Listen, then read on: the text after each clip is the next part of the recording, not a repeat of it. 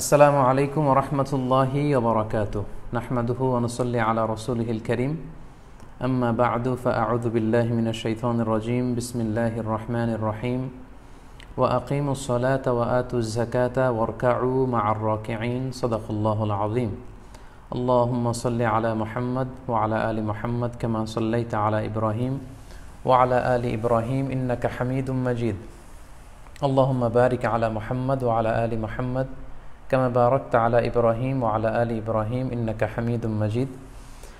আশা করছি আপনারা সবাই ভালো আছেন, সুস্থ আছেন, ঈমানের সাথে আছেন এবং সব সময় আল্লাহ তাআলার দরবারে এই কামনাই করি, এই দোয়াই করি যে আল্লাহ তাআলা আপনাদের সবাইকে ভালো রাখুক, সুস্থ রাখুক, ঈমানের সাথে রাখুক। আমরা যাকাত নিয়ে শুরুতে কিছু কথা বলবো এবং পাশাপাশি আরও কিছু রেলেভেন্ট বিষয় নিয়ে কথা বলবো ইনশাআল্লাহ। আলোচনা করেছিলাম যে কাদেরকে যাকাত দেয়া যাবে না এবং যাকাত ফরজ হওয়ার জন্য কিছু শর্ত বেঁধে দিয়েছে আর শারিয়া আল ইসলামিয়া, সে ব্যাপারে আমরা কথা বলেছি এবং যাকাত যোগ্য বা যাকাতেবল অ্যাসেট কি সে ব্যাপারেও আমরা কথা শুনেছিলাম এবং সবশেষে কিভাবে খুব সহজভাবে যাকাতের হিসাবটা আমরা করে ফেলতে পারি সেটা আমরা অনেকটা হাতে কলমে বা খুব সহজভাবে বাস্তবিকভাবে প্রায়োগিকভাবে আপনাদেরকে বুঝিয়ে দেওয়ার চেষ্টা করেছি। আমরা বেসিকলি 5টি ব্যাপারে কথা বলবো। প্রথমত আমরা কথা বলবো কৃষি সম্পদের যাকাতের ব্যাপারে। আমাদের ফসলেরও যাকাত দিতে হয়, এ ব্যাপারে আমরা অনেকেই জানি না। ফসলের যাকাতের হিসেব আপনি কিভাবে করবেন এ ব্যাপারে আমরা জানব, অর্থাৎ কৃষি সম্পদের যাকাত। তারপর আমরা জানব প্রাণী সম্পদের যাকাত বা পশু সম্পদের যাকাত কিভাবে হিসেব করতে হয়। তৃতীয় পর্যায়ে আমরা জানবার চেষ্টা করব যে এই যে আমরা যাকাত দিচ্ছি বা দিব, এটা কিভাবে আরও ইফেক্টিভ ওয়েতে দেয়া যায়, কিভাবে দিলে অসহায়, দুস্থ বা সুবিধাবঞ্চিত মানুষেরা বেশি উপকৃত হবে সেটা নিয়ে কথা বলবো। এবং যেহেতু দেখতে দেখতে আমরা প্রায় রমাদানের একেবারে শেষ লগ্নে চলে এসেছি, একেবারে শেষের দিকে, আর কয়েকদিন পরে আমরা ঈদুল ফিতর উদযাপন করতে যাচ্ছি ইনশাআল্লাহ। তো সাদাকাতুল ফিতর আমাদের উপর অবধারিত ওয়াজিব, এটা আমাদেরকে আদায় করতে হবে। তো আমরা সাদাকাতুল ফিতর কিভাবে আদায় করব এই প্রসঙ্গটা আমরা একটু পরে জানবো এবং সবশেষে এই কোভিড-19 আউটব্রেকের এই ক্রাইসিস মোমেন্টে, এই পিরিয়ডে আমরা ঈদুল ফিতরের সালাত কিভাবে আদায় করব এই ব্যাপারে অনেকের মনে অনেক জল্পনা কল্পনা, অনেক ধরনের প্রশ্ন এবং ব্যাপারটি খুব বেশি আলোচিত হচ্ছে। এই ব্যাপারে আমরা শারিয়া আল ইসলামিয়ার আলোকে কিছু কথা, কিছু দৃষ্টিভঙ্গি আপনাদের সামনে পেশ করার চেষ্টা করব ইনশাআল্লাহুল আজিজ ওয়া মা তাওফিক ইল্লা বিল্লাহ। টপিকগুলো আমি আপনাদের সামনে উল্লেখ করেছিলাম, সেগুলো নিয়ে সরাসরি আমরা আলোচনা শুরু করে দিই। আজকে প্রথমেই আমরা জানবার চেষ্টা করব যে কৃষি সম্পদের যাকাত কি করে দিতে হয়, অর্থাৎ ফসলের যাকাতের সিস্টেমটা কি। আমাদের অনেকেরই এ ব্যাপারে অবহেলা আছে বা জানার ঘাটতি আছে। আমরা অনেকেই জানি না যে ফসলের যাকাত দিতে হয় বা যাকাত দিতে হয়, এটা জানলেও এ ব্যাপারে আমরা খুব একটা সিনসিয়ার না। আজকের এই আলোচনার মধ্য দিয়ে ফসলের যাকাত কিভাবে আদায় করতে হয় বা কৃষি সম্পদের যাকাত কিভাবে দিতে হয় সে ব্যাপারে আমরা আপনাদেরকে জানাবার চেষ্টা করব ইনশাআল্লাহ। সম্মানিত শুধু গত সপ্তাহে আমরা সম্পদের যাকাত কি করে দিতে হয়, ব্যবসায়ী পণ্যের যাকাত, উরুদুত তিজারা, আমরা যারা বিজনেস করি তাদের যাকাত কিভাবে দিতে হয়, আমাদের যে ক্যাশ টাকা থাকে, আমাদের যে স্বর্ণালঙ্কার থাকে, এগুলোর যাকাতের সিস্টেম জেনেছি। তো স্বর্ণালঙ্কার বা ক্যাশ টাকা বা উরুদুত তিজারা, ব্যবসায়ী পণ্যের উপর যাকাত বা টাকা পয়সা বা অলঙ্কারের উপর যাকাত প্রদান করা যেমনি ফার্জ, ঠিক অনুরূপভাবে ফসলের যাকাত প্রদান করাটাও কিন্তু ফার্জ, যেটাকে ইসলামের ভাষায় ওশর বা নিসফ ওশর বলে। এটা দেওয়াও কিন্তু আবশ্যক, কিন্তু এ ব্যাপারে আমাদের মধ্যে খুব একটা গণসচেতনতা নেই এবং অনেকটা বলা যায় যে আমাদের মধ্যে অবহেলা কাজ করে বা আমাদের জানাশোনারও বেশ অভাব। একটা সময় আমাদের দেশে যখন সুলতানি আমল ছিল তখন কিন্তু ওশর সেভাবে আদায় করা হতো, কিন্তু পরবর্তীতে ইংরেজরা এসে যখন এই জমিগুলো দখল করে নিল, আস্তে আস্তে সুলতানদের ক্ষমতাকে খর্ব করা হলো, তখন থেকে কিন্তু এই ওশরের পদ্ধতি, এই বিধানটি এদেশে লঙ্ঘিত হয়ে আসছে এবং অনেকের মধ্যে এই ব্যাপারে সাবধানতা বা সচেতনতা নেই। তো আজকে আমরা এই বিষয়টি নিয়ে প্রথমে কথা বলতে চাই, ফসলের যাকাত আমরা কিভাবে দিব। আমাদের অনেকে আছেন অনেক বড় চাষি, অনেক কিছু তারা চাষ করেন, পেশায় তারা কৃষক, অনেক কিছু উৎপাদন করেন, এগুলোর যাকাত আমাদের দিতে হবে কিনা। আসলে জমিন থেকে আল্লাহ তাআলা যেটাই উৎপন্ন করেন সেটার যাকাতে কিন্তু আমাদেরকে দিতে হবে, কারণ এটাও আল্লাহ তাআলার পক্ষ থেকে একটা বড় ধরনের নেয়ামত। সূরাতুল বাকারার 267 নম্বর আয়াতে আল্লাহ তাআলা ইরশাদ করছেন, ইয়া আইয়ুহাল্লাযীনা আমানু আনফিকু মিন তাইয়্যিবাতি মা কাসাবতুম, অর্থাৎ ওহে বিশ্বাসীরা তোমরা হালাল থেকে যা উপার্জন করো সেটা থেকে যাকাত দাও। পাশাপাশি অমিম্মা আখরাজনা লাকুম মিনাল আরদ, আর জমিন থেকে, পৃথিবী থেকে আমি তোমাদের জন্য যেটা উৎপন্ন করে দেই সেটা থেকেও তোমরা যাকাত দাও। তাহলে এই আয়াতের দ্বিতীয়াংশ থেকে কিন্তু আমরা বুঝতে পারছি জমিন থেকে যে ফল ফসল বা কৃষিপণ্য উৎপন্ন হয় সেটার উপরও কিন্তু যাকাত আবশ্যক, যেটাকে অশর বা নিসফে অশরের পদ্ধতি বলে। তাহলে এই আয়াত থেকে আমরা বুঝলাম ফসলের যাকাত দেওয়া এটা ফরজ, যেমনি সম্পদের যাকাত দিতে হয়, কারণ আল্লাহ তাআলা সুস্পষ্টভাবে বলছেন যে ওমিম্মা আখরাজনা লাকুম মিনাল আরদ, জমিন থেকে আমি যেটা উৎপন্ন করি তোমাদের জন্য সেটার উপর তোমাদের যাকাত দিতে হবে।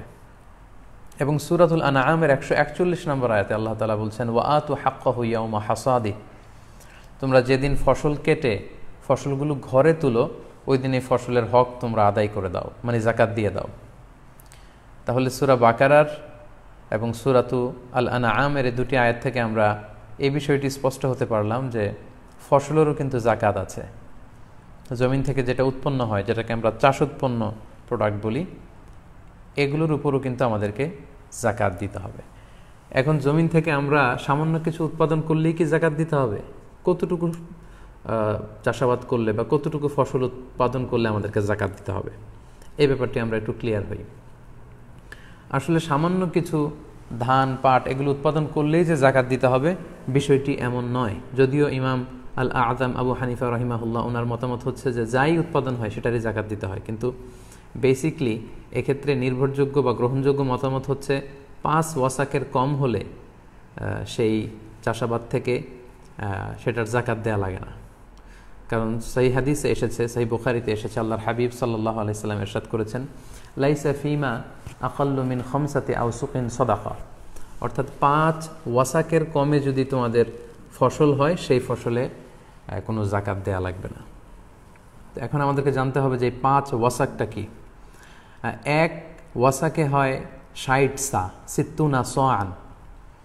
এক সাতে কত, এটা নিয়ে স্কলারদের মধ্যে অনেক মতভেদ আছে। কেউ কেউ কোনো স্কলাররা বলেন যে এক সাতে হয় 2 কেজি 40 গ্রাম, কোনো বর্ণনা মতে 2 কেজি 400 গ্রাম, 2 কেজি 600 গ্রাম, এমনকি 3 কেজি থেকে শুরু করে 3 কেজি 300 গ্রাম পর্যন্ত মতামত রয়েছে।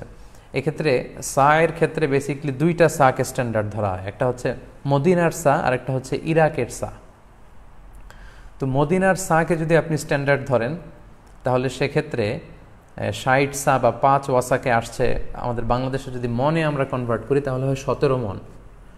আর যদি আমরা ইরাকের সাকে স্ট্যান্ডার্ড ধরি, যেটা হানাফি মাযহাবে রেকমেন্ড করা হয়, সেটাই আমি আপনাদেরকে জানাচ্ছি। সেটাকে যদি আমরা স্ট্যান্ডার্ড ধরি তাহলে 5 ওয়াসাকে হয় প্রায় 25 মন।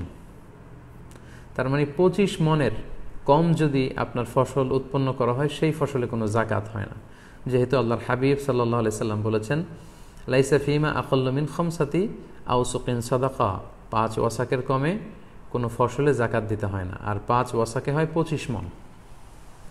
যদিও ইউসুফ আল কারদাভি ওনার ফিকহুজ যাকা, ওনার বিখ্যাত একটি বই যাকাত রিলেটেড, ওই বইয়ের মধ্যে 80 মনের কথা উল্লেখ করেছেন। তাহলে কম ধরলে 17 মন, আর সর্বোচ্চটা যদি আমরা হানাফি মাযহাবের মতামত অনুযায়ী ধরি তাহলে 25 মন। তাহলে সম্মানিত শুধু আমরা বুঝতে পারলাম যে 25 মন যদি আপনি চাষাবাদ না করেন, 25 মন বা তার চাইতে বেশি যদি না হয় তাহলে ওই ফসলে আপনার যাকাত দেওয়া লাগবে না।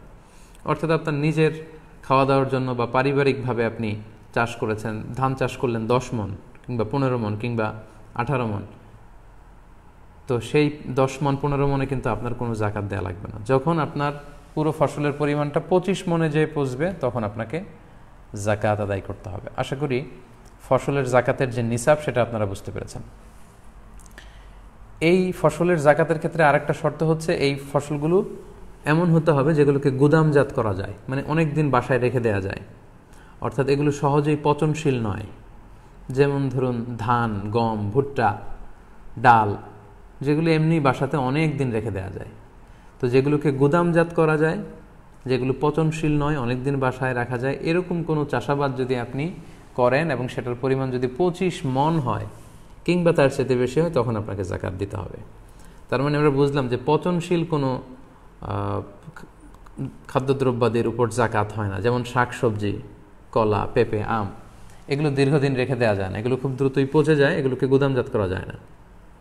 তো এগুলোর ক্ষেত্রে কি মোটেই জাকাত দেওয়া লাগবে না? না, এগুলোর জাকাত দেওয়া লাগবে। যারা শাকসবজির ব্যবসা করছেন, কলার ব্যবসা, পেঁপের ব্যবসা, আমের ব্যবসা, তাদের অরুদ উত্তেজারা বা ব্যবসায়ী পণ্যের যে জাকাতের সিস্টেম সেটা অনুযায়ী জাকাত দিতে হবে। অর্থাৎ এই ব্যবসা থেকে যে প্রফিট আসে ওই প্রফিটের উপর জাকাত আসবে।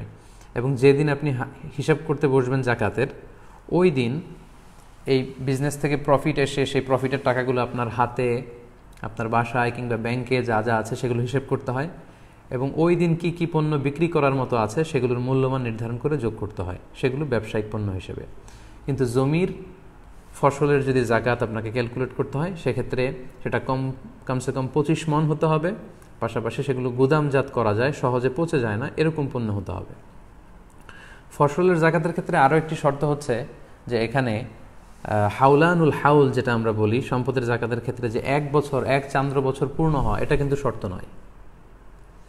ফসলের জাকাতের ক্ষেত্রে 1 বছর আপনার কাছে থাকলে তারপরে জাকাত দিবেন, ব্যাপারটি এমন নয়।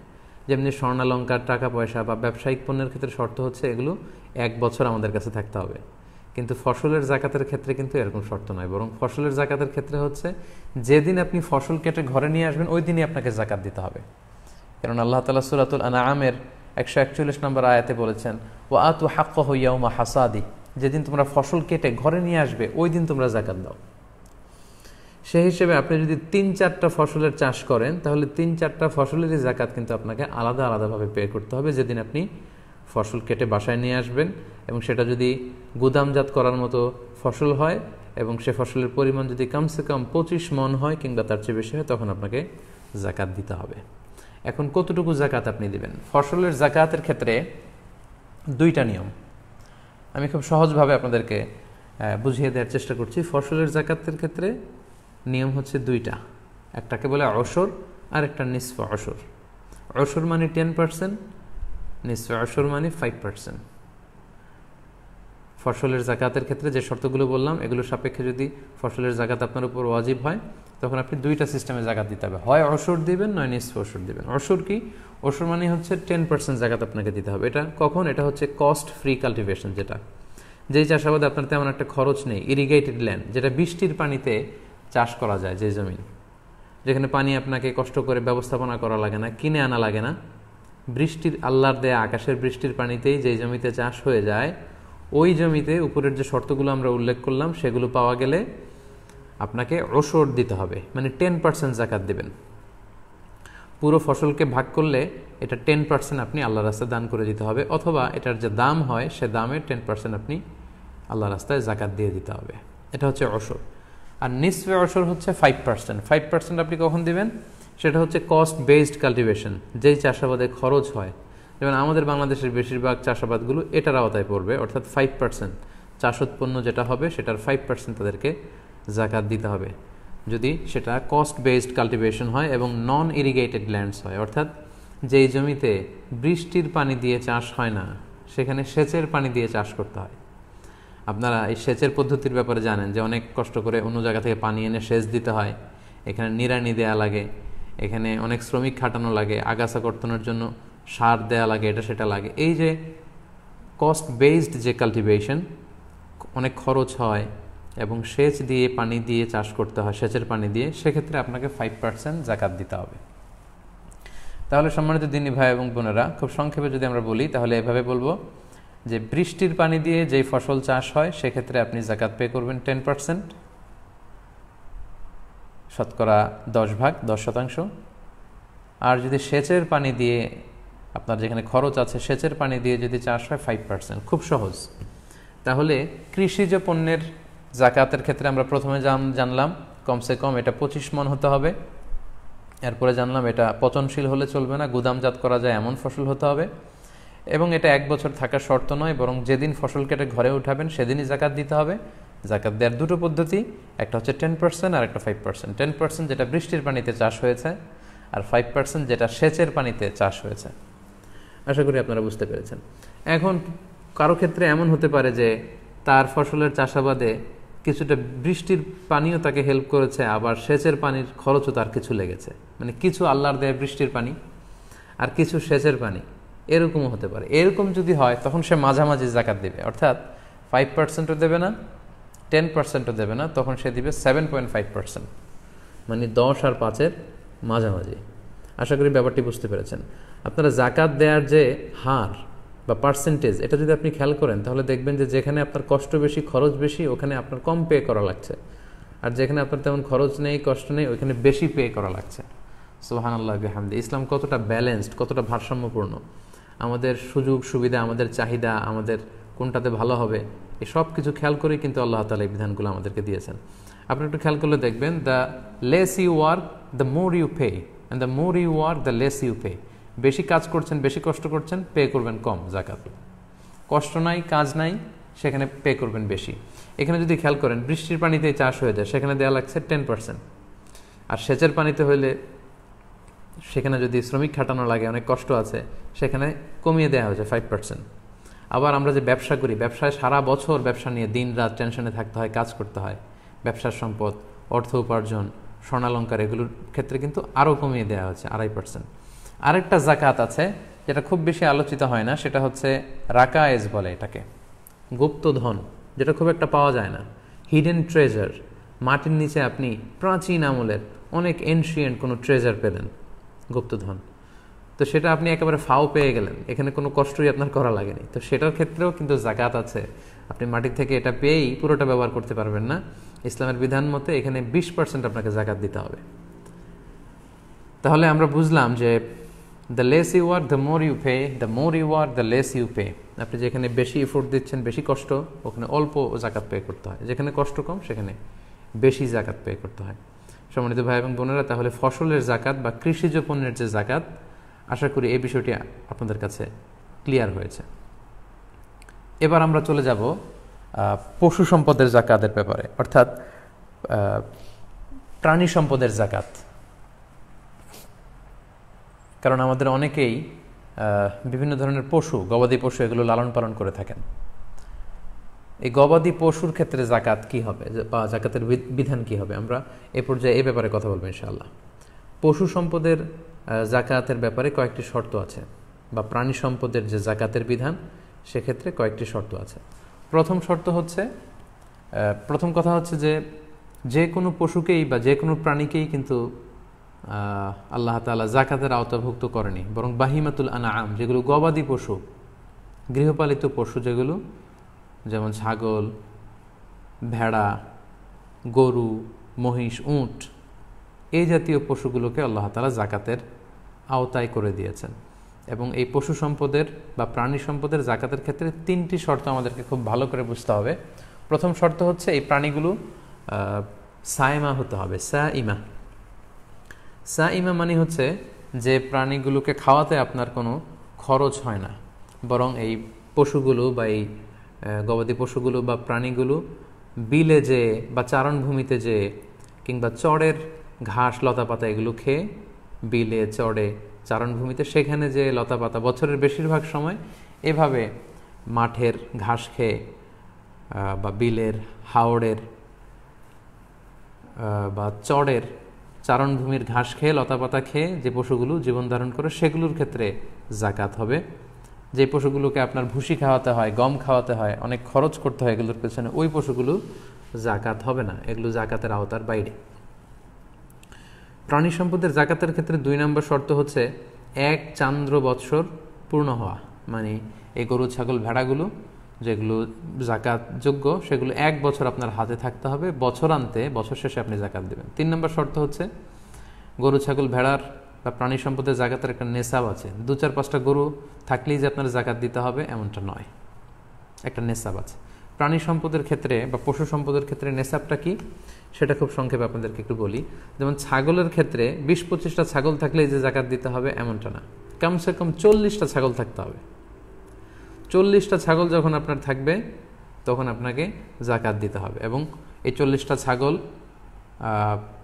এগুলোকে খড় বা ভুসি বা ঘাস বা এগুলো কিনে আপনাকে খাওয়াতে হয় না, বরং চারণভূমিতে, হাওড়ে, বিলে, মাঠে যে ঘাস খেয়ে এগুলো জীবন ধারণ করে, এরকম হতে হবে। যদি এরকম হয় এবং পুরো 1 বছর আপনার কাছে থাকে, তাহলে 40টা যদি ছাগল হয়, বছর শেষে আপনি একটা ছাগল আল্লাহর রাস্তায় জাকাত দিতে হবে। তারপর 40টা থেকে শুরু করে 120টা পর্যন্ত কোনো জাকাত নেই, 120টা যখন হবে তখন 2টা জাকাত। এইভাবে হিসেব আছে হাদিসে, যেটা কারো ক্ষেত্রে যদি প্রযোজ্য হয় তারা ব্যক্তিগতভাবে কোনো মুফতি বা কোনো ভালো আলেমের কাছ থেকে হাদিসের সেই লিস্টটা জেনে আপনারা জানতে পারবেন। গরু বা মহিষের ক্ষেত্রে 10-15টা গরু থাকলে যে বা মহিষ থাকলেই জাকাত দিতে হবে এমনটা না, কমসে কম 30টা গরুর জাকাতের নিসাব হচ্ছে কমসে কম 30টা গরু থাকলে জাকাত দিতে হয়।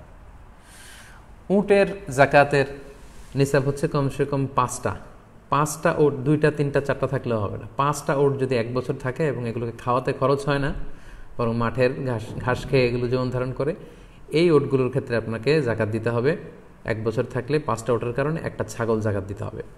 তো হাদিসে আল্লাহর হাবিব সাল্লাল্লাহু আলাইহি ওয়াসাল্লাম বিস্তারিত বলেছেন যে 100টা উট হলে কত হবে, 200টা হলে কত হবে, 100টা গরু হলে কত হবে, এটার একটা লিস্ট আছে। তাই একটা ইন জেনারেল আপনাদের ধারণা দিয়ে রাখলাম যে 40টার নিচে ছাগল হলে জাকাত দেওয়া লাগে না, গরু বা মহিষ 30টার নিচে হলে জাকাত দেওয়া লাগে না, উট 5টার নিচে হলে জাকাত দেওয়া লাগে না।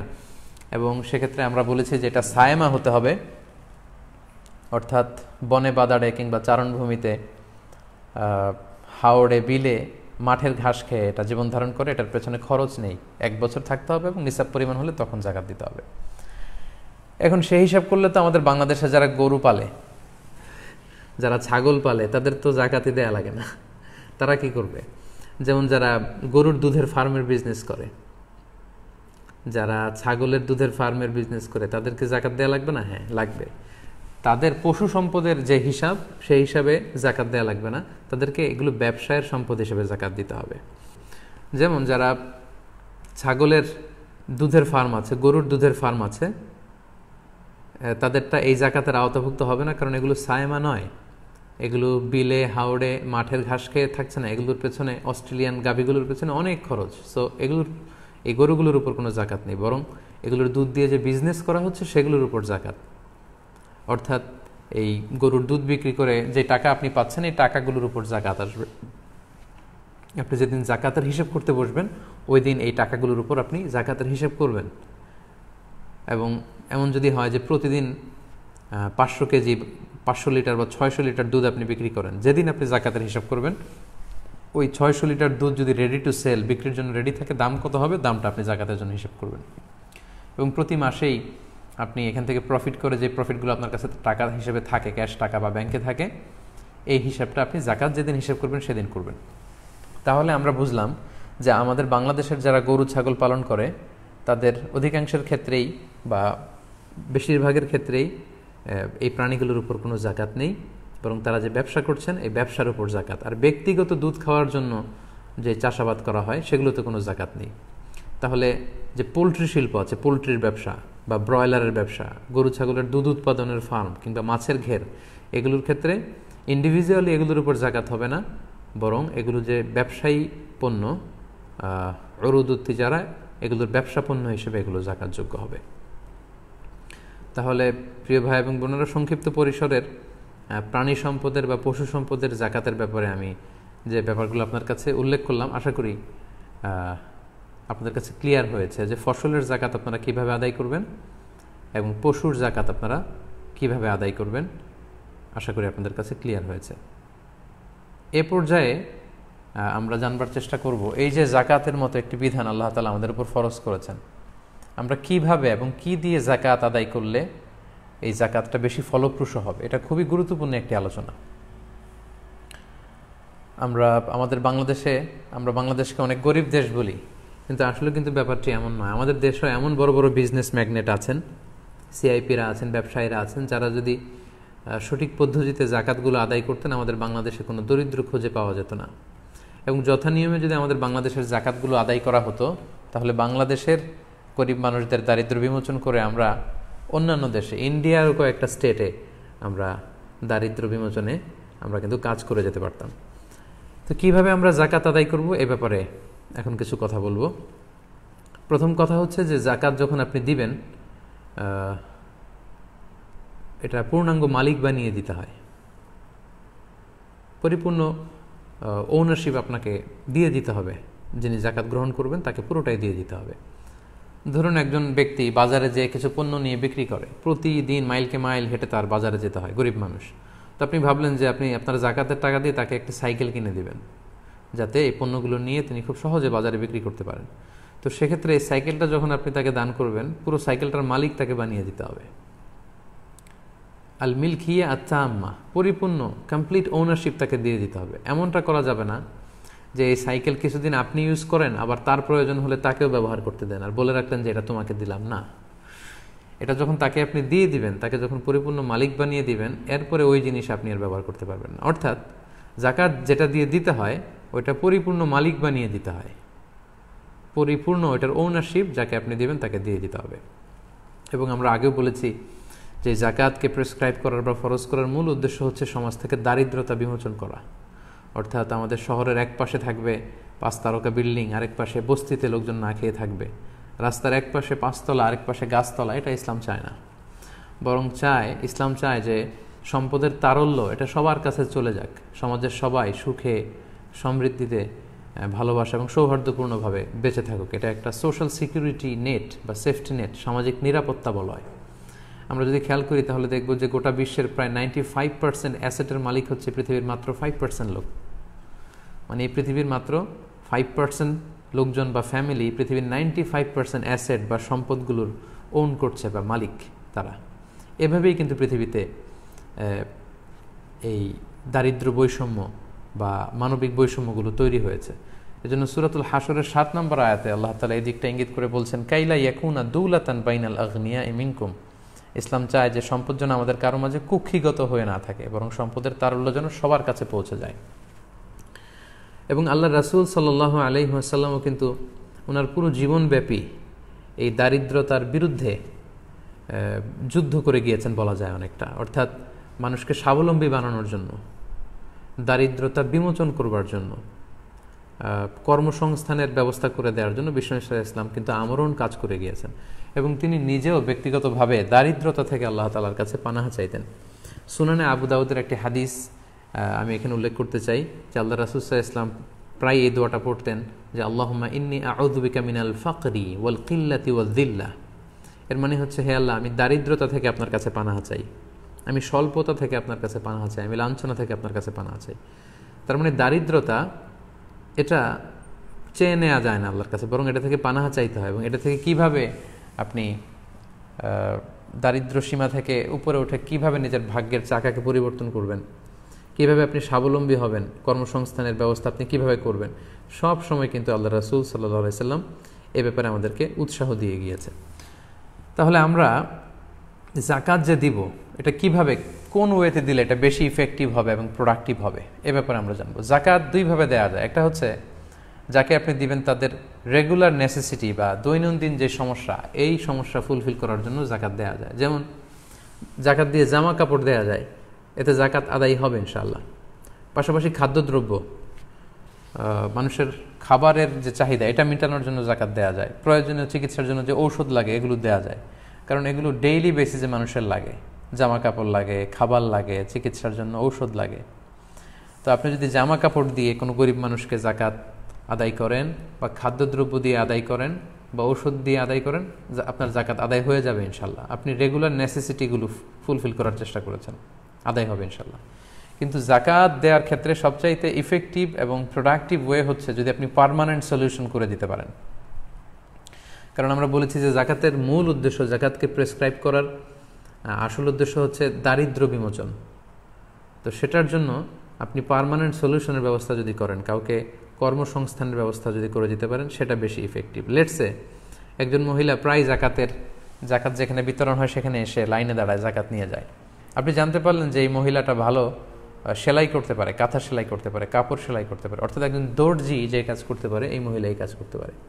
আপনি চাইলে আপনার জাকাতের টাকা দিয়ে তাকে একটি সেলাই মেশিন কিনে দিতে পারেন, যে সেলাই মেশিন দিয়ে এই মহিলাটি দর্জির মতো কাজ করবে, কাঁথা সেলাই করবে, কাপড় সেলাই করবে, এবং এখান থেকে যে উপার্জন তার হবে এটা দিয়ে তার ফ্যামিলি চলবে। সে আর অন্য কারো কাছে যে হাত পাততে হবে না, লাইন ধরতে হবে না। আপনি কোনো একটা ইয়াং ছেলেকে, গরিব ইয়াং ছেলেকে কম্পিউটার কিনে দিতে পারেন, একটা ছোট ফটোস্ট্যাট মেশিন কিনে দিতে পারেন। বাজারে কিন্তু এগুলো প্রায়ই লাগে ফটোকপি করার জন্য, প্রতিদিন লাগবে। সে এটা দিয়ে উপার্জন করে করে স্বাবলম্বী হলো।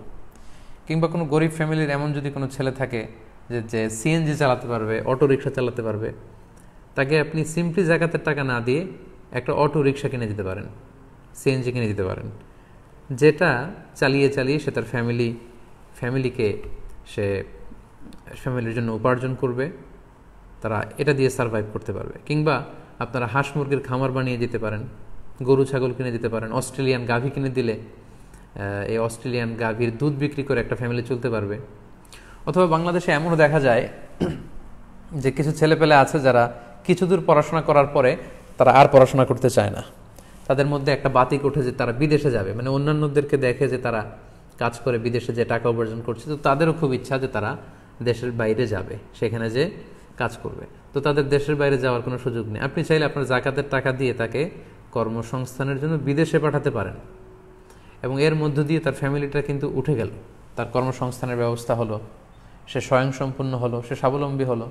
ওই ফ্যামিলি আর জাকাত নেওয়ার জন্য কোথাও লাইন ধরবে না। অর্থাৎ এমনভাবে জাকাত আমাদের দেয়া উচিত যেটার মধ্য দিয়ে দারিদ্রতা বিমোচন হবে, মানুষ স্বাবলম্বী হতে শুরু করবে, কর্মসংস্থানের ব্যবস্থা হবে, এবং জাকাত গ্রহীতার সংখ্যা কমতে থাকবে। অর্থাৎ এমন কোনো কাজের ব্যবস্থা তাদেরকে করে দেয়া, তারা যেন তাদের নিজেদের দায়িত্বটা নিতে শিখে, তারা যেন অন্যের কাছে যে হাত না পাতে। আল ইয়াদুল উলিয়া খায়রুম মিনাল ইয়াদিস সুফলা, ইসলামের নিচের হাতের চেয়ে উপরের হাতের মর্যাদা বেশি। নিচের হাত কোনটা? যেটা যেটা নেয়, যে হাত মানুষের কাছে হাত পাতে টাকা চায়। আর উপরের হাত কোনটা? যিনি দেয় তার হাতটা সবসময় উপরে থাকে, যিনি নেয় তার হাত নিচে থাকে। তো ইসলাম বলেছে নিচের হাতের চেয়ে উপরের হাত শ্রেষ্ঠ। এই সেন্সটা যেন আমরা আমাদের লোকদেরকে শেখাতে পারি, যে মানুষের দুয়ারে দুয়ারে যে চাওয়া, এটা নিজের আত্মসম্মানকে খাটো করা হয়। বরং আপনার পক্ষে যেটা সম্ভব, সেলাই মেশিন দিয়ে কাঁথা সেলাই করা, বা কোনো ছেলে যদি অটো চালাতে পারে সেটা করা, অর্থাৎ এমন কোনো কর্মসংস্থানের ব্যবস্থা করে দেওয়া যেটা দিয়ে তার নিজের ফ্যামিলির দায়িত্ব সে নিজেই নিতে পারবে। এটাকে বলে পার্মানেন্ট সলিউশন, মানে স্থায়ী সমাধান। তো এজন্য এই দীর্ঘ জাকাতের আলোচনার শেষে আমি আপনাদেরকে এটা বলতে চাই, আমরা রেগুলার নেসেসিটি ফুলফিল করার চেয়ে আমরা যদি পার্মানেন্ট সলিউশন করে দিতে পারি সেটা খুব জরুরি। কিন্তু এক্ষেত্রে মনিটরিংয়ের বিষয় আছে। অর্থাৎ একজনকে আপনি সিএনজি কিনে দিলেন জাকাতের টাকা দিয়ে, 3 মাস পরে দেখলেন যে সিএনজি বিক্রি করে ওটা দিয়ে গাঁজা কিনে খাচ্ছে। অথবা কোনো বোনকে আপনি সেলাই মেশিন কিনে দিলেন, 3 মাস পরে শুনলেন যে সেলাই মেশিন বিক্রি করে সে অন্য কাজ করতেছে বা খরচ করে ফেলছে। এইটা করলে চলবে না। পার্মানেন্ট সলিউশনের জন্য আমরা যদি জাকাত পে করি, সেটা একটা অর্গানাইজেশন বা ফাউন্ডেশনের আন্ডারে কিংবা বোর্ডের আন্ডারে করতে হবে, এবং রেগুলার বেসিসে প্রতি মাসেই এগুলোর মনিটরিং করতে হয়। এজন্য আমি বলবো যে বিচ্ছিন্নভাবে জাকাত আদায় না করে, জাকাত যদি কোনো ফাউন্ডেশনের আন্ডারে, কোনো অর্গানাইজেশনের আন্ডারে, কোনো বোর্ডের আন্ডারে এটা যদি করা যায়, এটা বেশি ইফেক্টিভ হবে। আপনি হয়তো আপনার 10,000 টাকা দিয়ে অল্প কিছু লোককে খাবার কিনে দিলেন, কিন্তু এরকম 500 লোক যদি 10,000 টাকা দেয়, এখানে কোটি কোটি টাকা, এটা দিয়ে দারিদ্র্য বিমোচন সম্ভব। আমাদের বাংলাদেশেও কিন্তু সরকারিভাবে বা জাতীয়ভাবে জাকাত বোর্ড আছে, কিন্তু সেটা হয়তো যে কোনো কারণেই সেই আস্থার জায়গায় যেতে পারেনি। এই সরকারি জাকাত বোর্ডকেই যদি আমরা খুব শক্তিশালী করতে পারতাম, এবং দেশের সব ধনী লোকগুলো যদি ওখানেই জাকাত দিত এবং এটা সঠিক ডিস্ট্রিবিউশন হতো, তাহলে কিন্তু গরিব খুঁজে পাওয়া যেত না বাংলাদেশে। অথবা এরকম জাকাত কোনো ফাউন্ডেশন যদি থাকে, অথবা লেটসে আপনার থানায়, আপনি যেই থানার লোক অধিবাসী, সেই থানার ধনী ব্যক্তিরা মিলে যদি আপনারা একটা অর্গানাইজেশন করেন যে আপনাদের সব জাকাতগুলো এখানে একীভূত করা হবে, এবং মানুষের কাছ থেকে জাকাতগুলো নিয়ে সঠিকভাবে বন্টন করা হবে, এবং আপনারা প্ল্যান নিলেন যে আমরা প্রতি বছর 300টা ফ্যামিলি, 400টা ফ্যামিলিকে আমরা কর্মসংস্থানের ব্যবস্থা করব। এমনভাবে তাদেরকে জাকাত দেব যাতে অন্য কোথাও যে তাদের আর হাত পাতা না লাগে। সম্মানিত শুধু এভাবে যদি আমরা জাকাত দিই, আমার মনে হয় তাহলে দারিদ্র্য বিমোচন সম্ভব। অনেক ফ্যামিলি আছে যাদের ঘর নেই, আমরা জাকাতের টাকা দিয়ে তাদের গৃহায়নের ব্যবস্থা করে দিতে পারি। এই যে ঘূর্ণিঝড় আমপান চলে গেল, আমাদের উপকূলের যে এলাকাগুলো খুবই ক্ষতিগ্রস্ত হয়েছে। আমি শুনেছি প্রায় আজকে পর্যন্ত 13-14 জন লোক মারা গিয়েছে, অনেক লোক গৃহহারা। আমাদের জাকাতের টাকাগুলো দিয়ে যদি আমরা তাদেরকে গৃহ বানিয়ে দিতে পারি, এটা খুবই পার্মানেন্ট সলিউশন। ওই ঘরে তারা থাকতে পারবে অনেক দিন, অর্থাৎ যেই পরিবারের জন্য যেটা সুইটেবল হয়। অনেক নিডি স্টুডেন্ট আছে, পড়াশোনা করতে পারে না, অনেক মেধাবী, আমরা জাকাতের টাকা দিয়ে তাদের স্কলারশিপের ব্যবস্থা করতে পারি। অনেক বাবা আছে, মেয়ের বিয়ের বন্দোবস্ত করার জন্য ন্যূনতম যে বিয়ের শাড়িটা কেনা দরকার, যে খরচটা, একটা আংটি কেনা দরকার, সে টাকাটুকু নেই। আমরা কিন্তু এরকম গরিব মানুষদের, গরিব অসহায় যুবক যুবতীদের স্বল্প পরিসরে বিয়ের ব্যবস্থা করে দিতে পারি এই জাকাতের মধ্যে দিয়ে। অনেক লোক আছে ঋণের বোঝায় জর্জরিত, পাওনাদাররা সবসময় তাকে ধরে বেড়ায়, তার পেছনে ঘুরে বেড়ায়, আমরা টাকা দিয়ে তার এভাবে ঋণ মুক্ত করতে পারি তাকে। অর্থাৎ আমাদের আমাদের সামাজিকভাবে যত ফিনান্সিয়াল যে সমস্যাগুলো আছে মানুষের, অর্থনৈতিক ক্রাইসিস, তার সবটুকু কিন্তু এই জাকাতের যে ডায়নামিজম অফ জাকাত সেটা দিয়ে আমরা করতে পারি। বাট দরকার হচ্ছে এখানে একটা সংঘবদ্ধ প্রয়াস, এমন একটা অর্গানাইজেশন যেটাতে মানুষ ট্রাস্ট করে এবং যেখানে অনেক লোকের জাকাত একসাথে করে কোনো অর্গানাইজেশন বেসড যদি আমরা প্ল্যান নিয়ে থানা টু থানা এভাবে আমরা কর্মসংস্থানের ব্যবস্থা করি, তাহলে আশা করি এই জাকাতের ডায়নামিজম দিয়ে আমরা আমাদের দারিদ্র্য বিমোচন করতে পারবো ইনশাআল্লাহ। সম্মানিত সুধী, আমরা জাকাতের আলোচনা এখানেই শেষ করতে চাচ্ছি। আমরা গত 3টি লাইভে আজকে সহ জাকাত নিয়ে দীর্ঘ আলোচনা করেছি এবং আমি অনেকটা ক্লাসের মতো করেই ভেঙে ভেঙে খুব সহজ ভাষায় বোধগম্য করে আপনাদেরকে বোঝানোর চেষ্টা করেছি। আশা করছি আপনারা এই আলোচনাগুলো থেকে উপকৃত হবেন। আমরা দেখতে দেখতে রমাদানের প্রায় একেবারে শেষের দিকে চলে এসেছি। অল্প কয়েকদিন পরেই আমরা ঈদ উল ফিতর উদযাপন করবো ইনশাআল্লাহ। যেহেতু রমাদানের একেবারে শেষের দিকে আমরা এসেছি, জাকাতুল ফিতর বা সাদাকাতুল ফিতর আদায় করা আমাদের জন্য আবশ্যক। তো এই সাদাকাতুল ফিতরের ব্যাপারে আমরা এ পর্যায়ে সামান্য কিছু কথা বলতে চাই। প্রথমে বলবো যে সাদাকাতুল ফিতর আদায় করা কি। সাদাকাতুল ফিতর আদায় করা হচ্ছে ওয়াজিব, কারণ সহিহ বুখারীর বর্ণনায় এসছে, আব্দুল্লাহ ইবনে উমর রাদিয়াল্লাহু তাআলা আনহু বলেন, ফারাদা রাসূলুল্লাহি সাল্লাল্লাহু আলাইহি ওয়াসাল্লাম যাকাতুল ফিতর। আল্লাহ রাসূল সাল্লাল্লাহু আলাইহি ওয়াসাল্লাম সাদাকাতুল ফিতরকে এটা ফারাদা শব্দ ব্যবহার করেছেন, মানে আবশ্যক, দিতেই হবে আপনাকে। আপনার যদি সামর্থ্য থাকে এটা আদায় করতেই হবে। এটা সাধারণ কোনো দান সাদাকা নয়, এটা সাদাকাতুল ফিতর, এটা আপনাকে আদায় করতে হবে। ফারাদা শব্দ ব্যবহার করেছেন, মানে এটা খুবই গুরুত্বপূর্ণ, এটা ওয়াজিব। তাহলে সাদাকাতুল ফিতর আদায় করার হুকুম হচ্ছে ওয়াজিব। এবার আমরা জানবো যে কেন এটা দিতে হয়, কেন আমরা সাদাকাতুল ফিতর আদায় করব। সুনানে আবু দাউদের একটি হাদিসে সাদাকাতুল ফিতর আদায়ের 2টি সিগনিফিকেন্স উল্লেখ করা হয়েছে। 2টি কারণে সাদাকাতুল ফিতর দিতে হয়। এক হচ্ছে তুহরাতান লিস-সাইমি মিনাল লাগবি ওয়ার রাফাস। আমরা রোজা রাখতে যেভাবে রোজাটা রাখার দরকার ছিল, আমরা হয়তো অনেকে সেভাবে রোজাটা রাখতে পারিনি। আমরা কেউ হয়তো মিথ্যা কথা বলে ফেলেছি, কেউ হয়তো অন্যের গীবত করে ফেলেছি। এগুলো আল্লাহ মাফ করে দিয়ে যাতে রোজাটাকে আল্লাহ তাআলা ভালোভাবে কবুল করে নেন, এজন্য তুহরাতান লিস-সাইম, রোজাদারদেরকে পবিত্র করবার জন্য এই সাদাকাতুল ফিতরকে ওয়াজিব করা হয়েছে। 2 নম্বর সিগনিফিকেন্স হচ্ছে ওয়া তু'মাতান লিল মাসাকিন, মিসকিনদেরকে খাবার দেওয়ার জন্য। সাদাকাতুল ফিতরের উদ্দেশ্য হচ্ছে ঈদের দিন যাতে কোনো গরিব মিসকিন না খেয়ে না থাকে, তাদের মুখে যেন হাসি থাকে, তাদের বাসায় যেন খাবার থাকে, এই জন্য সাদাকাতুল ফিতরকে ওয়াজিব করা হয়েছে। সহজ কথায় বলা যায়, ঈদ আসার আগেই অসহায়দের ঘরে ঘরে খাবার পৌঁছে দেওয়ার ইসলামী প্রজেক্টের নাম হচ্ছে সাদাকাতুল ফিতর।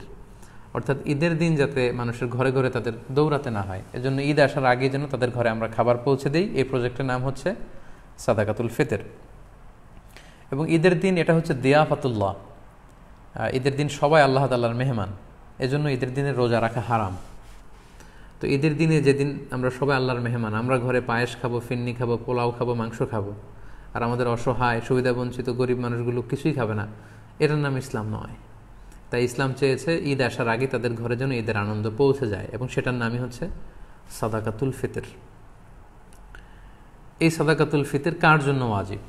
আল্লাহর হাবিব সাল্লাল্লাহু আলাইহি ওয়াসাল্লাম বলেছেন, মুসলমানদের মধ্য থেকে সামর্থ্যবান সবার জন্য এটা ওয়াজিব। সহিহ বুখারীতে এসেছে, আব্দুল্লাহ ইবনে উমর রাদিয়াল্লাহু তাআলা আনহু বর্ণনা করেন যে আল্লাহ রাসূল সাল্লাল্লাহু আলাইহি ওয়াসাল্লাম সাদাকাতুল ফিতরকে ওয়াজিব করেছেন আলাল আবদি ওয়াল হুররি ওয়াল যাকারি ওয়াল উনসা ওয়াস সগীরি ওয়াল কাবীরি মিনাল মুসলিমিন। অর্থাৎ মুসলমানদের মধ্যে থেকে স্বাধীন কিংবা আজাদ করা দাস কিংবা ছোট বড় নারী পুরুষ সবার উপর এটা ওয়াজিব, যারই সামর্থ্য আছে তাকে দিতে হবে।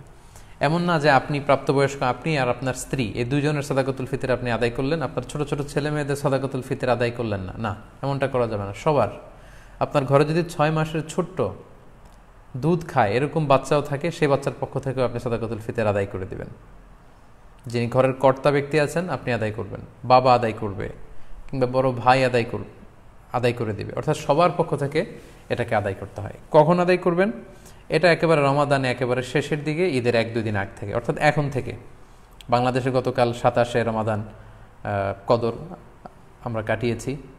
মালয়েশিয়াতে আমাদের 28তম রোজা চলছে। তো এজন্য এখন খুব মোক্ষম সময় সাদাকাতুল ফিতির আদায় করে দেয়ার। আল্লাহর হাবিব সাল্লাল্লাহু আলাইহি ওয়াসাল্লাম সুনানে আবু দাউদের হাদিসে তিনি বলেছেন যে মান আদ্দাহা ক্বাবলা সলাতি ফাহিয়া যাকাতুন মাকবুলা ওয়া মান আদ্দাহা বা'দা সলা ফাহিয়া সাদাকাতুম মিনাস সাদাকাত। এটা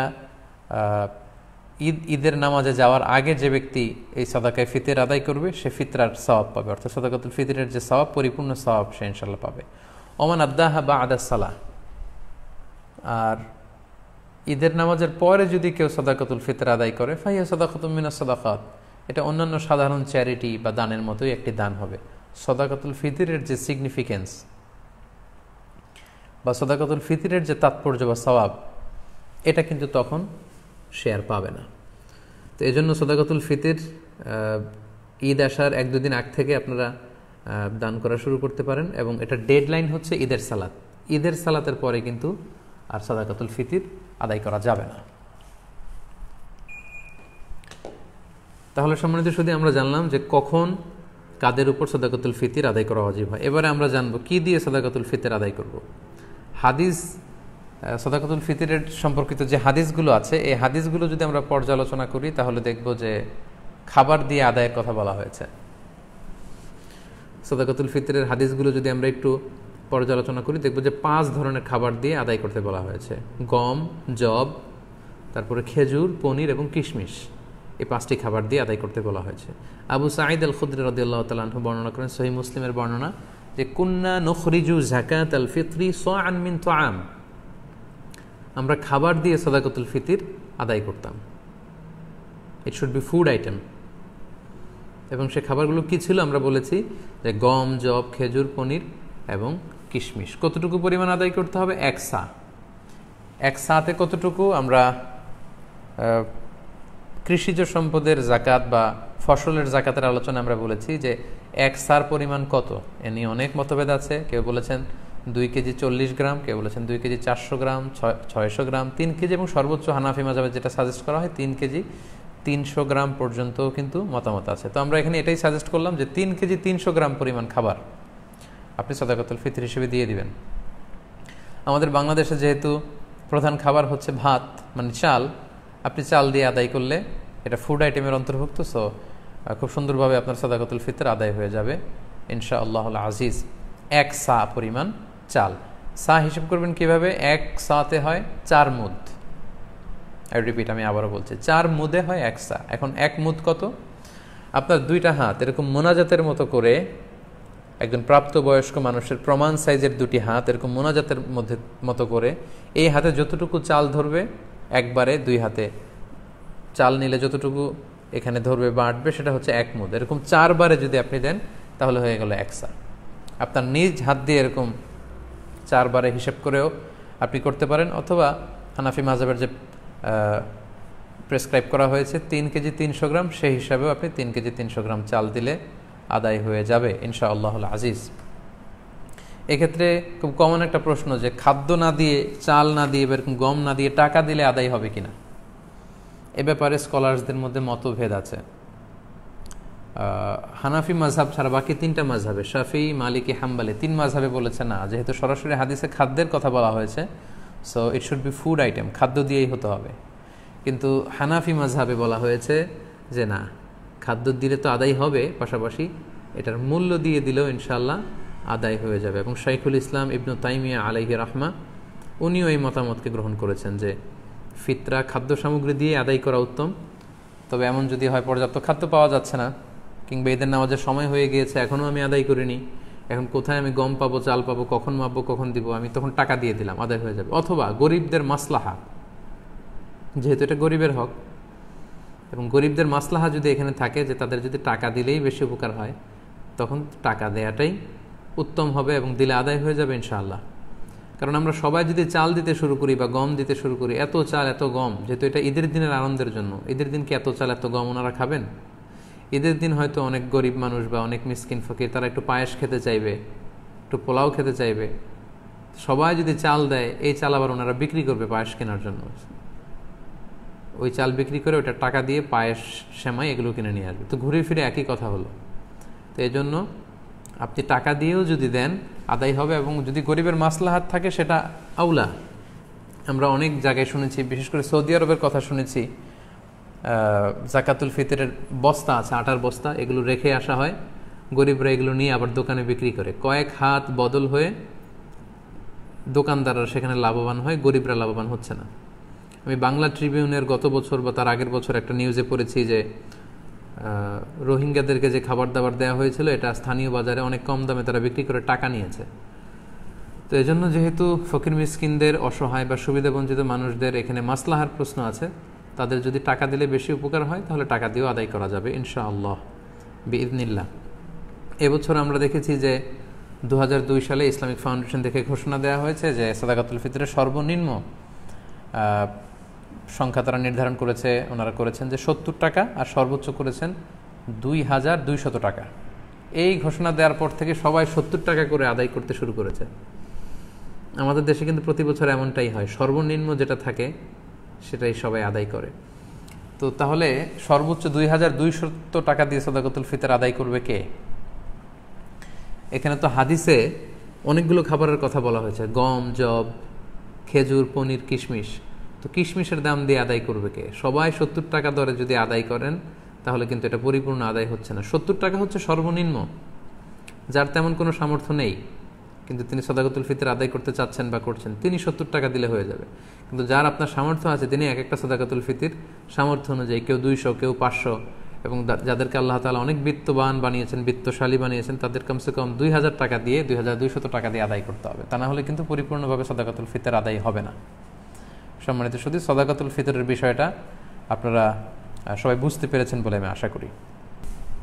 এ পর্যায়ে আমরা ঈদের সালাতের ব্যাপারে কিছু কথা বলবো।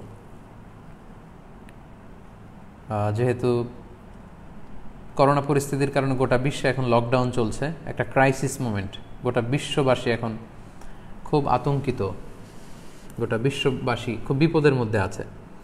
ফলে আমাদের মসজিদগুলো এখন বন্ধ, বেশিরভাগ অধিকাংশ মুসলিম দেশগুলোতে মসজিদগুলো বন্ধ, নামাজগুলো আমাদের ঘরে পড়তে হচ্ছে। এমনকি জুমার সালাতও আমরা মসজিদে পড়তে পারছি না, জুমার সালাতের পরিবর্তে জোহরের সালাত আমাদেরকে ঘরে আদায় করতে হচ্ছে।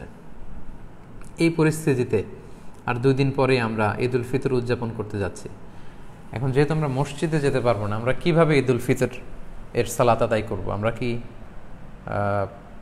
ঘরে ঈদ উল ফিতরের সালাত আদায় করব নাকি করা লাগবে না? এ ব্যাপারে অনেকেরই অনেক প্রশ্ন, এবং এই ব্যাপারটা নিয়ে অনেক আলোচনা হচ্ছে। এবং পৃথিবীর বেশিরভাগ মুসলিম দেশগুলোর যে মুসলিম স্কলাররা বা ফতুয়া বোর্ডগুলো আছে, তারাও এই ব্যাপারটা নিয়ে গবেষণা করে ফতুয়া দিচ্ছেন। এই ব্যাপারটি এত বেশি আলোচিত হওয়ার কারণ হচ্ছে এর আগে কখনো এরকম পরিস্থিতি, এটা একটা উদ্ভূত পরিস্থিতি, এরকম পরিস্থিতি বা সিচুয়েশন আমরা কখনো ফেস করিনি। আমার এই জীবনে আমি কখনো দেখিনি যে ঈদের সময় আমাদেরকে এরকম আবদ্ধ থাকতে হচ্ছে। আপনাদেরও অভিজ্ঞতা যদি আপনারা শেয়ার করেন তাহলে একই অবস্থা দাঁড়াবে যে আমরা আমাদের পুরো জীবনে এরকম রমাদান কাটাইনি। It's a unique Ramadan, and it's going to be a unique Eid celebration for Muslim উম্মাহ অ্যারাউন্ড দ্য ওয়ার্ল্ড। গোটা বিশ্বব্যাপী এটা আমাদের জন্য একটা ইউনিক, ডিফারেন্ট ঈদ হবে। তো যেহেতু ডিফারেন্ট, সো এটার মাসআলাটাও একটু ডিফারেন্ট, যে আমরা ঘরে ঈদের সালাত পড়তে পারবো কি পারবো না, এই প্রশ্ন কেউ কখনো আগে করেনি বা করার প্রশ্ন আসেনি। তো এই ব্যাপারে আমরা সংক্ষিপ্ত পরিসরে কিছু কথা শেয়ার করতে চাই। প্রথমে আমরা বলবো যে ঈদের সালাতের হুকুমটা কি, এ ব্যাপারে আমরা জেনে নিই। আমরা জানি যে বছরে আমরা 2 বার ঈদ উদযাপন করি। আমাদের সবচেয়ে বড়, the biggest carnival and festival of Muslim community, আমাদের সবচেয়ে বড় ধর্মীয় উৎসব ঈদ উল ফিতর এবং ঈদ উল আজহা। এবং আমরা এই 2টি দিন ঈদের সালাত পড়ার মধ্য দিয়ে আনন্দ উৎসব শুরু করি। এই ঈদের সালাতের হুকুম কি? এক্ষেত্রে স্কলারদের মতভেদ রয়েছে, একাধিক মতামতের ব্যাপারে পাওয়া যায়। মালিকি এবং শাফি মাযহাবে ঈদ উল ফিতর এবং ঈদ উল আজহা এই ঈদের সালাতগুলো আদায় করার বিধান হচ্ছে ওনারা বলেছেন যেটা সুন্নাতে মুআক্কাদা, মানে রেকমেন্ডেড সুন্নাহ, গুরুত্বপূর্ণ সুন্নাহ, যেখানে এমফাসাইজ দেওয়া হয়েছে। হাম্বালি মাযহাব মতে এটা ফরজে কেফায়া, অর্থাৎ এলাকার কিছু অংশ লোক যদি আদায় করে বাকিদের উপর থেকে এটার জিম্মাদারি কেটে যাবে। কিন্তু হানাফি স্কুল অফ থটে এটাকে আরও বেশি গুরুত্ব দেওয়া হয়েছে। হানাফি মাযহাব মতে ঈদের সালাত আদায় করা হচ্ছে ওয়াজিব, এবং শাইখুল ইসলাম ইবনু তাইমিয়া এবং ইমাম শাওকানি সহ আরও অনেকেই এই মতামতকে গ্রহণ করেছেন, অর্থাৎ ওয়াজিব, খুবই গুরুত্বপূর্ণ। যদি কেউ এটাকে তরক করে তাহলে সে গুনাহগার হবে ওয়াজিব তরক করার কারণে। এবং আমরা কোরআন সুন্নাতেও যদি একটু দৃষ্টি দেই তাহলে দেখব যে অনেক গুরুত্বের সাথে এই সালাতের ব্যাপারে বলা হয়েছে। আমরা সূরা কাউসারের 2 নম্বর আয়াতের দিকে যদি খেয়াল করি, সেখানে আল্লাহ তাআলা বলছেন ফাসল্লি লিরাব্বিকা ওয়ানহার। যদিও এখানে ঈদুল আজহার প্রসঙ্গটা টানা হয়েছে যে নবী আপনি আগে সালাত আদায় করুন আপনার রবের জন্য, তারপরে আপনি উট নহর করুন, মানে আসসালাতু আউওয়ালান ওয়ান নাহরু সানিয়ান। ঈদুল আজহাতে আগে সালাত পড়ুন, তারপর আপনি জবাই করুন। তাহলে এখানে অর্ডার দেয়া হয়েছে এদের সালাত পড়ার জন্য। এবং সহিহ বুখারীতে একটি হাদিস আমরা পাই, উম্মে আতিয়া রাদিয়াল্লাহু তাআলা আনহা উনি বর্ণনা করেন যে আমারানা রাসূলুল্লাহ সাল্লাল্লাহু আলাইহি ওয়াসাল্লাম আন নুখরিজাহুন্না ফিল ফিত্রি ওয়াল আদহা। ঈদুল আজহা এবং ঈদুল ফিতরে আমাদের নারীরা যারা আছে তাদের সবাইকে নিয়ে যেন আমরা ঈদগাহে যাই, এ ব্যাপারে রাসূল সাল্লাল্লাহু আলাইহি ওয়াসাল্লাম আমারানা আদেশ করেছেন।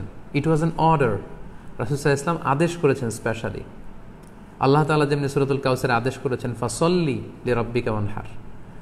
এবং সহিহ বুখারীর এই হাদিস থেকে আমরা জানি যে আমারানা, রাসূল সাল্লাল্লাহু আলাইহি ওয়াসাল্লাম আমাদেরকে আদেশ করেছেন যাতে করে আমরা আমাদের নারীদেরকে নিয়ে ঈদগাহে যাই। আল আওয়াতিক ওয়াল হুইয়াদা ওয়া যাওয়াতিল খুদুর, অর্থাৎ যুবতী নারীদেরকে, এমনকি মেনস্ট্রুয়েশনাল পিরিয়ড চলছে যেই বোনদের মাসিক চলছে তাদেরকেও যাতে ঈদগাহে নিয়ে যাওয়া হয়, তারাও যাতে ঈদের আনন্দ থেকে এই বারাকা থেকে মাহরুম না হয়। ওয়া যাওয়াতিল খুদুর, এবং পর্দানসীন বা অন্দরমহলের নারীরা অর্থাৎ কুমারী নারীরা যারা খুবই লজ্জাশীল তাদের সবাইকে নিয়ে যাতে ঈদগাহে যাওয়া হয়।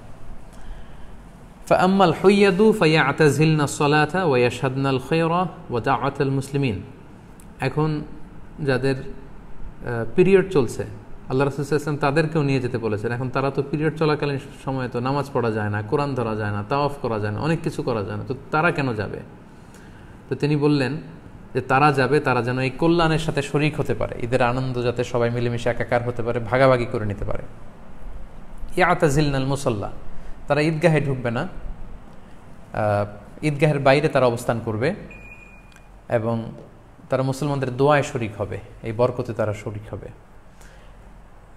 তারপরে এক সাহাবী মহিলা অথবা উম্মে আতিয়া রাদিয়াল্লাহু তাআলা আনহা নিজেই তিনি আল্লাহ রাসূল সাল্লাল্লাহু আলাইহি ওয়াসাল্লামকে জিজ্ঞেস করলেন যে ইয়া রাসূলুল্লাহ ইহদানা লা ইয়াকুনু লাহা জিলবাব ক্বালা লিতুলবিসহা উখতুহা মিন জিলবাবিহা। উম্মে আতিয়া রাদিয়াল্লাহু তাআলা আনহা বলেন ইয়া রাসূলুল্লাহ আমাদের অনেক বোনদের তো পর্যাপ্ত পরিমাণে ঢোলা জামা নেই বা ওড়না নেই, তো পর্যাপ্ত ওড়না বা জামা না থাকলে আমরা কিভাবে ঈদের নামাজে শরীক হব? আল্লাহ রাসূল সাল্লাল্লাহু আলাইহি ওয়াসাল্লাম বললেন তোমাদের অন্য বোন যাদের 2টা ওড়না আছে তারা তাদের একটা ওড়না দিয়ে তার বোনকে হেল্প করবে, তারপরেও যেন তারা যায়। তো এই হাদিসগুলো থেকে এবং কোরআনের আয়াত থেকে আমরা বুঝতে পারলাম যে ঈদের সালাতের ব্যাপারে আল্লাহ রাসূল সাল্লাল্লাহু আলাইহি ওয়াসাল্লাম খুব বেশি গুরুত্ব আরোপ করেছেন। আমারানা, ইট ওয়াজ অ্যান অর্ডার। পাশাপাশি মুওয়াযাবাতুন নবী সাল্লাল্লাহু আলাইহি ওয়াসাল্লাম আলাইহা ওয়া আসহাবু, আল্লাহ রাসূল সাল্লাল্লাহু আলাইহি ওয়াসাল্লাম এবং সাহাবারা সব সময় ঈদের সালাত আদায় করেছেন, কখনোই ঈদের সালাতকে ওনারা তরক করতেন না। তো এগুলো থেকে বোঝা যায় কোরআন সুন্নাহর আলোকে যে ঈদের সালাতের ব্যাপারে আমাদের শরিয়া এটা খুবই গুরুত্ব আরোপ করেছে। এখন প্রসঙ্গ হচ্ছে এই লকডাউন পিরিয়ডে যদি মসজিদ আমাদের বন্ধ থাকে, ঈদগাতে জড়ো হওয়ার সুযোগ না থাকে, আমরা ঈদের সালাত বাসায় পড়তে পারবো কিনা? আমি আগেই বলেছি এটা একটা বিশেষ পরিস্থিতির কারণে এই প্রশ্নটা বা এই মাসআলাটা আমাদের সামনে এসেছে। এর আগে সাধারণত আমরা এ জাতীয় প্রশ্নের সম্মুখীন হইনি। এটা একটা উদ্ভূত পরিস্থিতির কারণে এই কোশ্চেন সব জায়গায় রেইজ হচ্ছে। তো এই প্রশ্নের উত্তর দিতে গেলে আগে আমাদের জানতে হবে যে যখন আমাদের পরিস্থিতি স্বাভাবিক ছিল বা যখন স্বাভাবিকভাবে ঈদগাহে যে ঈদের নামাজ পড়া যায়, মসজিদে জামাতে শরীক হওয়া যায়, তখন যদি কেউ ঘুম থেকে দেরিতে ওঠার কারণে বা কোনো কারণে ঈদের জামাতে শরীক হতে না পারে, তাহলে সেই ব্যক্তি কি পরবর্তীতে একা একা ঈদের সালাত আদায় করতে পারবে? এটার উত্তরটা আমরা জেনে নিলে এই পরিস্থিতিতে আসলে আমাদের কি করা উচিত হবে এটা আমরা খুব সহজেই অনুমান করতে পারবো। ঈদের সালাত কেউ যদি মিস করে সে একা একা বা জামাতে ঘরে এসে পড়তে পারবে কিনা, এ ব্যাপারে দুইটি মত। প্রথম মত হচ্ছে মেজরিটি স্কলারদের মত, জুমহুরুল ফুকাহা, শাফিঈ, মালিকি, হাম্বলি সহ মেজরিটি স্কলারদের মতামত হচ্ছে কেউ যদি ঈদের সালাত জামাতে পড়তে না পারে, মসজিদে যদি মিস করে, ঈদগাহে যদি মিস করে, বাসায় এসে একা একা কিংবা জামাতে সে পড়তে পারবে। এটা হচ্ছে প্রথম মত। আর দ্বিতীয় মত হচ্ছে ওলামায়ে আহনাফদের মত। হানাফি মাযহাবের মতামত হচ্ছে যে না, ঈদের সালাত যদি কেউ মিস করে কোনো কারণে, ঈদগাহে যেয়ে যদি পড়তে না পারে বা মসজিদে যেয়ে পড়তে না পারে, তাহলে তার আর ঈদের সালাত পড়া লাগবে না। কেন পড়া লাগবে না? হানাফি মাযহাবের দলিল হচ্ছে ঈদের জামাতটা এটা একটা সামাজিক ইবাদত।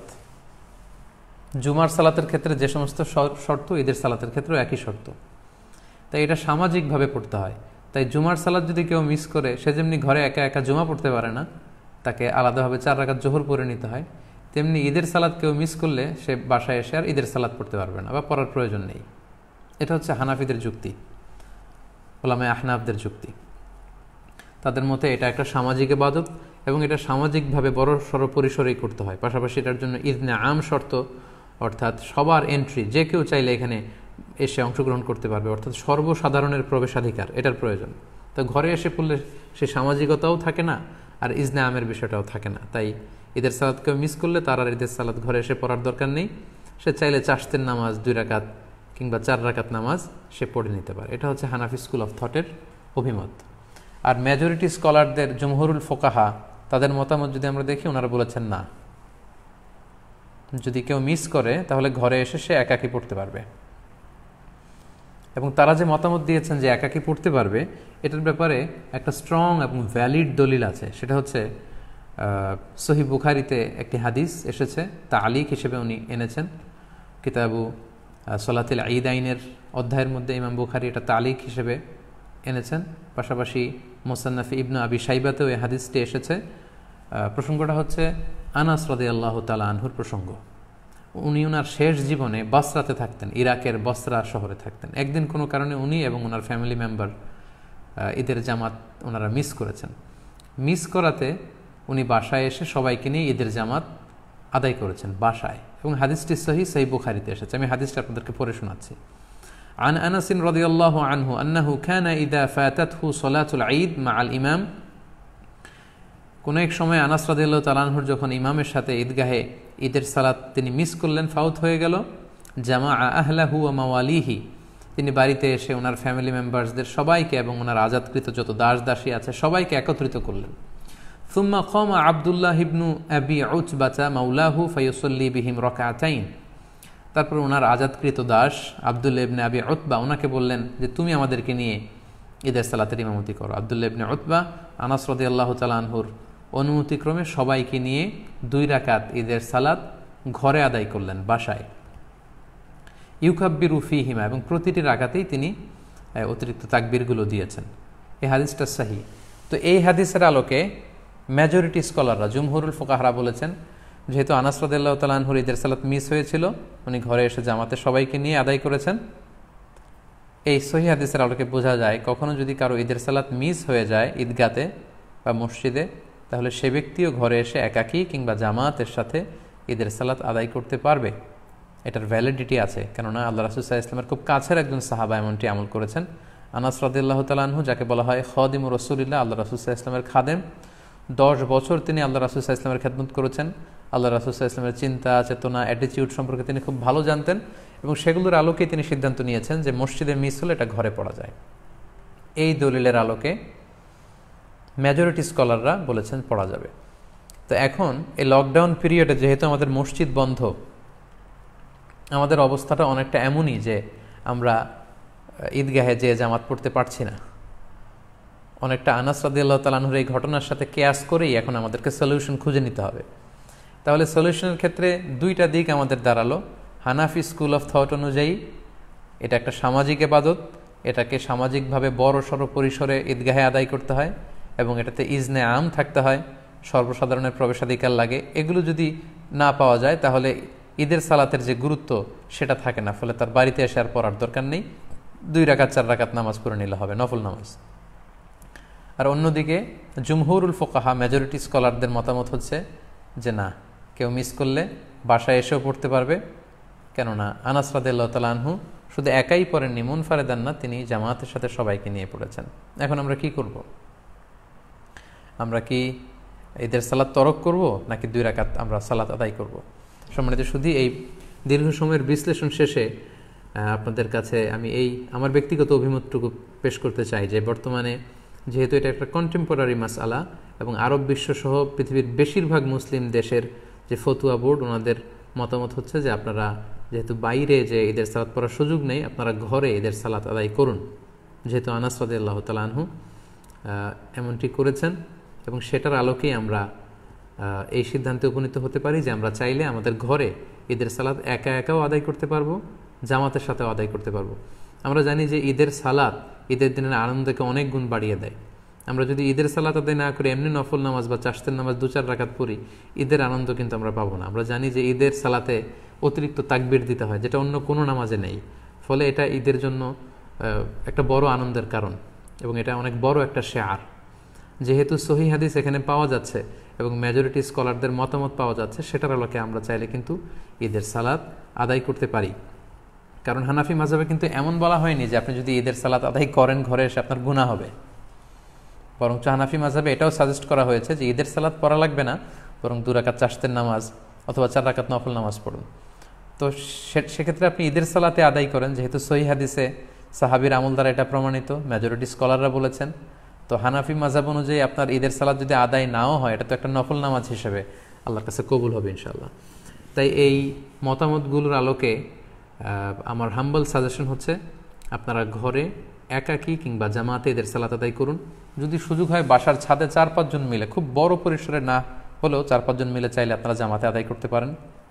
আপনারা গোটা বিশ্বে বাংলা ভাষাভাষী যে সমস্ত ভাই বোনেরা আপনারা যেখানে আছেন, ওই দেশের নিয়মকানুন মেনে আপনাদের পরিসরে বাসার ছাদের উপরে হোক অথবা ঘরের ভেতরে হোক, আপনারা প্রতিদিন এই লকডাউনের পিরিয়ডে আমরা ফ্যামিলির সবাই মিলে যেমনি জামাতে সালাত আদায় করেছি, যেমনি আমরা বারবার ছবি শেয়ার করেছি যে বাবা যদি ইমাম হয় তাহলে ঘরে সালাতের বিধান কি, ছেলেরা পেছনে দাঁড়াবে, মেয়েরা মারা বোনরা পেছনে দাঁড়াবে, ঠিক একই পদ্ধতিতে আপনারা ঈদের সালাত আদায় করুন। শুধু কেরাতটা জাহারি পড়তে হবে আর অতিরিক্ত তাকবীর দিতে হবে। তো তাহলে আমরা এটাই সাজেস্ট করছি যে আপনারা ঈদের সালাত চাইলে ঘরে পড়তে পারেন, একা একাও পড়তে পারেন, ফাদ্দান আও জামাআতান। সেক্ষেত্রে আপনাদেরকে জানিয়ে রাখি, ঈদের সালাতে কোনো আজান দেয়া লাগে না, কোনো একামত দেয়া লাগে না। 2 রাকাত এবং আওয়াজ করে কেরাত পড়তে হয়। ফজরের 2 রাকাতে আমরা যেমনি আওয়াজ করে কেরাত পড়ি, আপনি আওয়াজ করে কেরাত পড়বেন এবং অতিরিক্ত কিছু তাকবীর দেয়া লাগে। এবং এই নামাজের শেষে খুতবা দেয়া লাগবে না, যেহেতু খুতবা দিবে ইমাম সাহেব সকলের উদ্দেশ্য করে। তো ঘরে যেহেতু আমরা করলে সেই প্রসঙ্গটা আসছে না, তাই আমাদের খুতবা দেয়া লাগবে না। ঈদের সালাতে আমাদের অতিরিক্ত তাকবীর দিতে হয়। এই তাকবীরের প্রসঙ্গটা 1 মিনিটে শেয়ার করি। আমরা জানি যে ঈদে অতিরিক্ত তাকবীর দিতে হয়। হানাফি মাযহাব মতে আমরা 6টা অতিরিক্ত তাকবীর দেই। প্রথম রাকাতে অতিরিক্ত 3টা, দ্বিতীয় রাকাতে 3টা। শাফি মাযহাবে অতিরিক্ত 12টি তাকবীর দেওয়া হয়। প্রথম রাকাতে 7টি, দ্বিতীয় রাকাতে 5টি। হাম্বালি আর মালিকি মাযহাবে 11টি অতিরিক্ত তাকবীর দেওয়া হয়। প্রথম রাকাতে 6টি, দ্বিতীয় রাকাতে 5টি। তো আমাদের বাংলা ভাষাভাষী যারা বাংলাদেশে, আমরা যেহেতু বেশিরভাগ হানাফি মাযহাবের অনুসারী, সো এক্ষেত্রে এবং এটার তাকবীরের সংখ্যাও কম এবং সবগুলো পদ্ধতি যেহেতু সহিহ হাদিস দ্বারা সাব্যস্ত, তাহলে আমরা 6 তাকবীরের এটাকে সাজেস্ট করতে পারি। এটা হিসাব রাখতে একটু সুবিধা হবে আমাদের।